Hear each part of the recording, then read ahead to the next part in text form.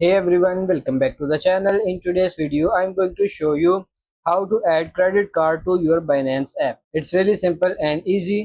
First of all, open the Binance application and then log into your account. If you haven't already created your account on Binance, make sure to create your account. So when you are here, you have to tap on this Binance icon or these three bars in the top left corner. Now tap on this gear icon in the top right corner. In settings, you have to scroll down and you will see this option here, payment methods. Tap on it. In payment methods, tap on this P2P payment methods and then simply tap on this add payment method.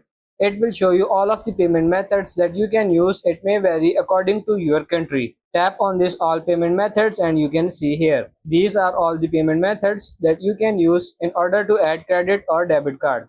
Over here, you can either use Krill or any other credit card service provider and you can link it with your Binance app. You will have to follow these steps on your own as information is confidential, but you need to make sure that your name is the same on your credit card that is on your Binance account. So that's pretty much it for this video. I hope this video was helpful. If it is, like it and subscribe to the channel. Thank you.